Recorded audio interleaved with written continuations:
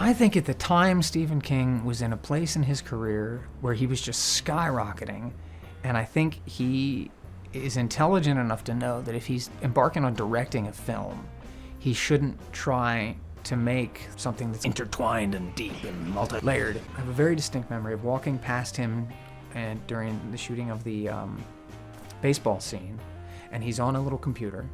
He probably got the first one ever made because he was Stephen King, and he's typing along, and I said, you know, how's it going or something, and he said, I'm working on a good one. This one's got a clown. And I was like, okay, and I walked on. That was it. He was writing it on his knee on a little machine while we were there. I mean, he was functioning at a completely different level. So I don't think he felt any pressure. What the hell is gonna? Oh no, it's a bomb. I'm still Stephen King. Everybody knows Stephen King movies are fantastic. Carrie, Christine, a lot of them haven't always made a lot of dough, but I was pretty sure this one was gonna, it was gonna rule the world. It was an idea that made sense at the time. Stephen, he was the auteur of this material. And so with that, he took his finger and I said, I'm gonna scare you. That's what he wanted to do. Nobody believes in a car that runs by itself.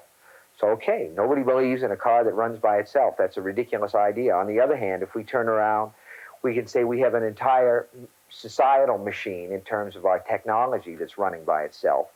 It's out of control, and nobody seems to know how to stop it. It's spewing out weapons, substandard cars, razors that don't work after the third time that you plug it in, jetliners that drop their motors. So who is kidding who? It's like dreaming away. I think Stephen King was really prescient. I mean, when you look at what's happening today with Tesla trucks and AI, and I mean, the fact that he hit on that back then, and really kind of before anyone was thinking that would be a reality, I think that he just has that great sci-fi mind, and it hits people's imagination, and for good reason, because it's really, now we're going to have to face that absolute reality, which is why I do think it deserves a remake, because now those trucks could operate on their own. Machines are probably more intrusive and more a part of our lives than they've ever been. Where nobody goes anywhere without their phone, and you'll go into a Starbucks to get a cup of coffee, and nobody looks you in the face or in the eye anymore. It's all of this, which I actively try to resist. So I guess for me, Maximum Overdrive is still going on in a very subtle way with computers like attempting to take over our lives, if not attack us like a steak knife, electric steak knife, at least impinging on our lives in ways that I don't think we could have imagined 30 years ago. It was great to be part of something that was so, where the writer and the inventor of the story was so right on. And maybe I didn't, at the time you don't realize that this future is coming. All of his writing, it really, he hits on those core fears, ideas that we all have, and that's why they become so kind of universal, I think, and popular. King attributes the roots of some of his most spine-tingling stories to suspicions he developed years ago.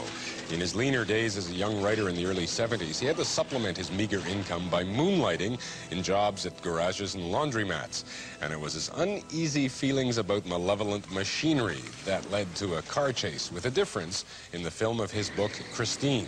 They're getting ready to blow up the world, and the whole thing is like Houdini pointing into the audience and saying, I'd like a volunteer, while he stuffs a dove inside his shirt that he can pull out later.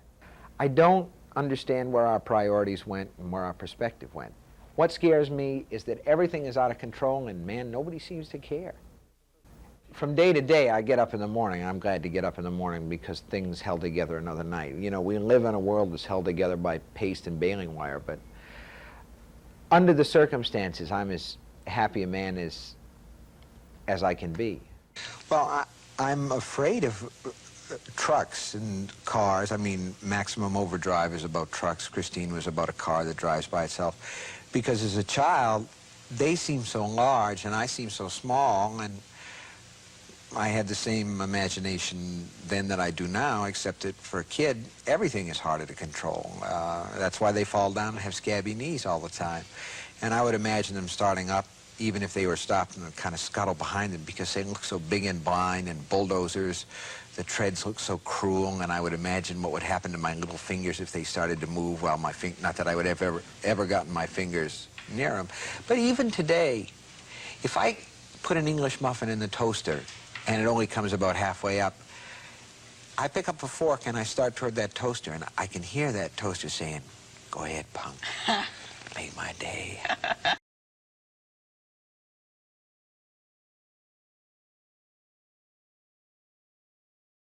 The North Carolina Film Studios started in 1983 with us going to North Carolina to shoot the film Firestarter, Stephen King's Firestarter.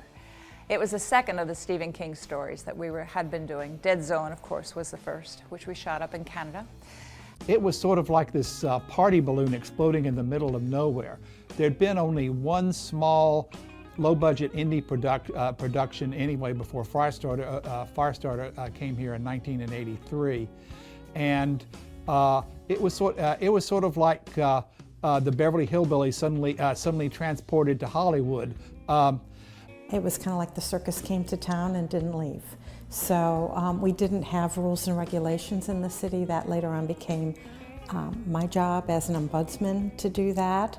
So, you know, just working out different details about street closings, and it was kind of like the Wild West of filmmaking in those days. Well, it was a gold rush.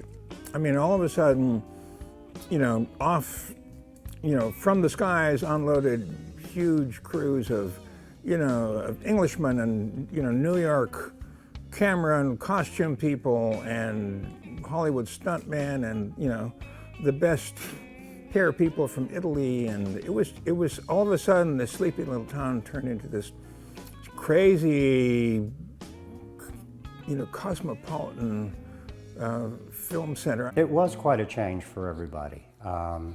We had people who had never built sets building sets. We had people who'd never been set dressers being set dressers. For a little while, we thought we were the Stephen King studio. Firestarter really started things off. It followed up with smaller productions like Cat's Eye, which was based on several King short stories. Silver Bullet, which was filmed here and up in a little town called Burgaw, which I remember was based on Cycle of the Werewolf. So, I mean, King was sort of a local hero. At a location 10 miles outside of Wilmington at the edge of a highway, the company constructed the Dixie Boy as a copy of a working truck stop. There was nothing there. There was a business that supplied materials and equipment, and I think fasteners for the construction industry. We used their parking lot. We poured a slab. We then built the truck stop from scratch, kind of post and beam construction. Once it was built and it was all out of brand new material, we then had to age it and paint it to look like it had been there for 20 years or so. The truck stop looked so real that they actually had problems with real trucks pulling in there during shooting to fill up with gas. Eventually, the producers were forced to place signs and an announcement in the local papers advising residents that the Dixie Boy was a prop.